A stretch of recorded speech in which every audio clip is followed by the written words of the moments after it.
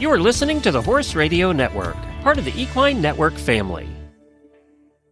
Hi, everyone. Debbie Loucks here to share more of Monty's concepts and wisdom about the trust and insight we can learn from horses and apply them to our own lives. Welcome to the 7th episode reading from the Horse Sense for People book. This chapter is about discovering the language of Equus. Sadly, my grandfather was insensitive and abusive to his horses and my father. For a young boy, it was people versus horses. With people, he felt isolated and alone. With horses, he marveled at their community and their intelligence. Listen in. Discovering the language of Equus. In 1948, I made my first of many trips to Nevada. There, deep in the heart of Indian and ranching country, I watched the wild mustangs and began to recognize that there was a discernible vocabulary in their actions and movements.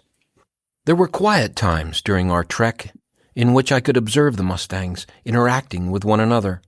I think I was driven more by intuition than by a desire to communicate with horses. But this experience opened the door to a process of communication that would help me find common ground between human and horse. This early knowledge was the foundation of all that I am today as a horseman. A few years later, as a boy of 15, I was convinced that it would be possible to get a wild mustang to turn and come back to me of his own volition, so that he would join up with me instead of fleeing. It was a wild undertaking, but there in the desert in 1951, I caused a mustang colt, about 3 or 4 years old, to join up with me in one day. I started out one morning, and within a couple of hours or so, I had a young mustang separated from the herd and was driving him away from the group by using what I now know to be crude gestures in the language of Equus. Even though I had a lot to learn, I was able to utilize the principles of advance and retreat to make it uncomfortable for him when he was negative and very comfortable for him when he was positive. Within 24 hours, having stopped to feed and water my saddle horses, while allowing the mustang to do the same, I had full control over his movements. In one day, I could cause him to willingly follow me around. He was relaxed and comfortable. I didn't take it any further because my time was limited. I was certain that people I knew would embrace my accomplishment. Sadly, that was not the case. I must have anticipated meeting with some disbelievers, but when the word got back to my father and his friends, I was further put down. My mother was the only one that gave me any credit, but I'm not sure she completely believed me. Today, I can understand how in the early 1950s my claims seemed utterly impossible. During my childhood, I lived in 2 distinctly separate worlds, one with horses, the other with people. My world with horses was one of comfort and understanding, but with people, I felt isolated and alone. I went behind closed doors at that point, and it wasn't until early 1985 that I attempted to demonstrate to my father the effectiveness of my work. I explained that what I was doing was based on what I had learned out there in the desert. Even at that late date, he was too set in his ways to give ground. Father and son relationships can be powerful and often unchanging, as ours was. My father tenaciously clung to his beliefs, and I to mine. Tired of juggling brushes, curry combs, and shedding blades? Say hello to HandsOnGloves, the all-in-one grooming solution horse lovers swear by.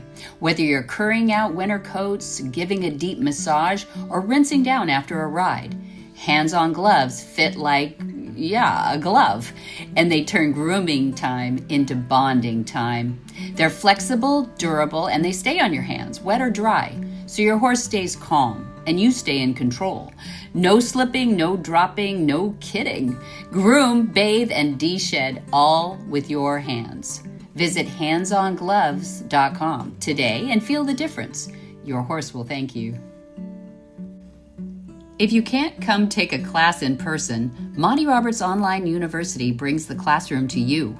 With over 800 video lessons, Monty teaches you his world-renowned methods, join up, trailer loading, starting young horses, and solving behavioral challenges, all without violence. Named one of Horse and Hound magazine's top 50 horsemen of all time, Monty shares a lifetime of experience to help you build trust and partnership with your horse. Join the thousands around the world who are transforming their horsemanship, one gentle lesson at a time. Visit MontyRobertsUniversity.com. Because if you listen to your horse will listen to you.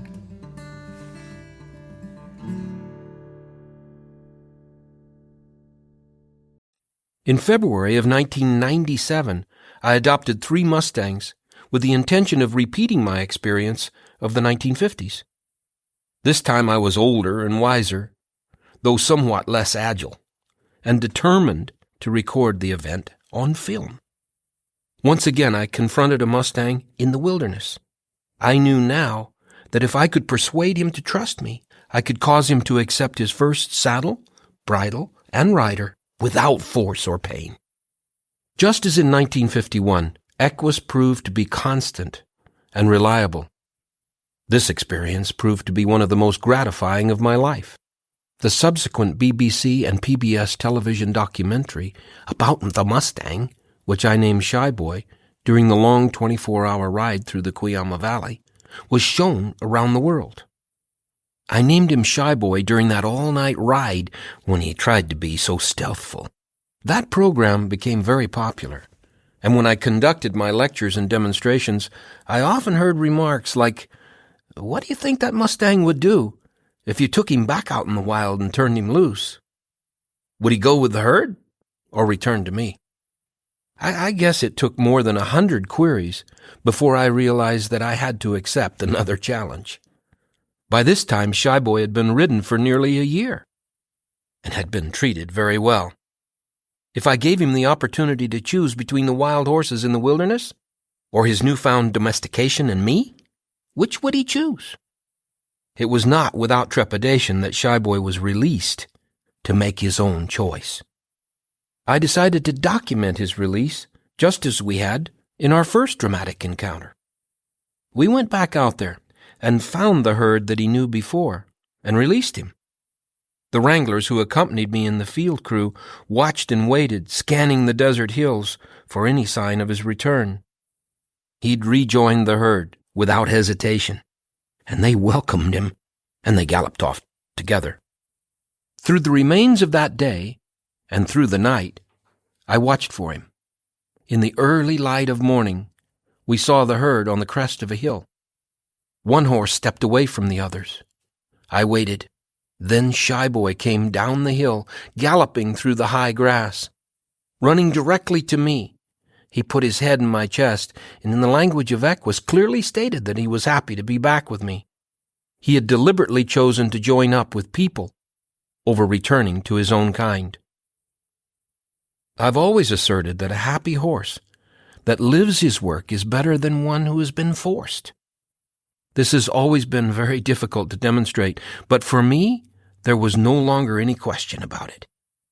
A Mustang, born into the world of absolute flight, chose caring people over his own kind.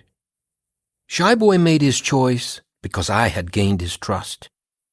Using his own language, I had assured him that I was not predatorial, and I'd made it clear to him that he could come to and stay with me without fear.